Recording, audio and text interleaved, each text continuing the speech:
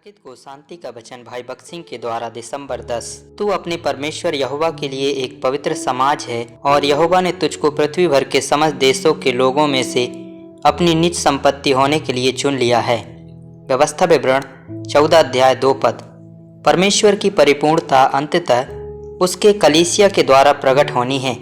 इफिसियों 1 अध्याय 23 पद। इसे स्वर्गदूतों या अन्य स्वर्गीय जीवों के द्वारा प्रकट नहीं किया जा सकता है। इसी प्रकार परमेश्वर का नाना प्रकार के ज्ञान, परमेश्वर की महिमा, परमेश्वर की शक्ति, परमेश्वर का जीवन, परमेश्वर का अनुग्रह और उद्देश्य उसके कलीसिया के द्वारा से प्रकट होते हैं। यही कारण है कि कलीसिया उसके लिए बहुत कीमती है। वह चाहता है कि हम कलीसिया का हिस्सा बने और वह हमें कलीसिया का हिस्सा बनाने के लिए हर संभव साधन का उपयोग करता है। इस अनमोलता को सीना बंद पर 12 पत्थरों द्वारा दर्शाया गया है, जिन पर इज़राइल के 12 गोत्रों के नाम उनके उचित क्रम में खुदे हुए थे।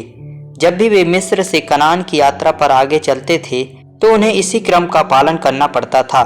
यह आदेश था यहूदा, इस्साकार और जबूलून के गोत्रों को पूर्व की ओर पड़ाव डालना था, दक्षिण की ओर रूबेन, सिमोन और गाद, पश्चिम की ओर एप्रैम, मनश्शे और बिन्यामीन, उत्तर की ओर दान, आसेर और नप्ताली। गिनती 2 अध्याय। इस क्रम को कभी भी बदलना नहीं था और यह हमारे लिए आवश्यक 12 आध्यात्मिक अनुभवों के क्रम को प्रकट करता है। यदि हमें परमेश्वर के हृदय के बहुत निकट होना है, आपको याद होगा कि गोमेद रत्नों पर नाम उनके जन्म के क्रम में थे। निर्गमन 28 अध्याय 9 और 10 पद। अब उनके चलने और डेरा डालने के लिए परमेश्वर ने प्राकृतिक जन्म के क्रम को बदल दिया था। वह दिखा रहा था कि वह किसी मानवीय योग्यता से नियंत्रित नहीं था। मनुष्य बाहरी रूप को देखता है परंतु परमेश्वर हृदय को देखता है। 1 सामुएल 16 अध्याय 7 पद। यिशै अपने सब पुत्रों को एक एक करके शमूएल के पास ले आया और यहोवा ने कहा कि ये उसके चुने हुए नहीं हैं। जब अंत में दाऊद शमूएल के पास आया तब यहोवा ने शमूएल से दाऊद का अभिषेक करने को कहा। इस प्रकार आप बाहरी दिखावे से धोखा खा सकते हैं।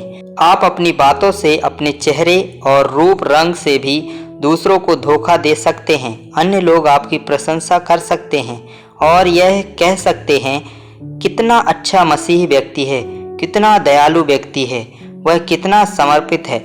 लेकिन तुम्हारे घर में तुम एक अलग व्यक्ति हो, गुस्से और दुष्टता से भरे हुए।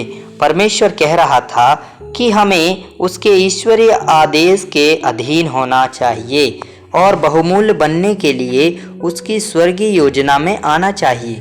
जैसे जैसे हम आंतरिक रूप से परिवर्तित होते हैं और उसकी स्वर्गीय योजना में शामिल होने के इच्छुक होते हैं, हम उसके हृदय के निकट लाए जाते हैं। परमेश्वर सरल तरीके से कह रहा था, तुम मेरे लिए बहुत बहुमूल्य हो और मैं चाहता हूँ कि तुम मेरे हृदय के समीप रहो ताकि मैं तुम्हें स्वतंत्र रूप से प्रेम कर सकूं और अनंत काल तक तुमसे प्रेम कर सकूं और तुम पर अपनी परिपूर्णता उंडेल सकूं।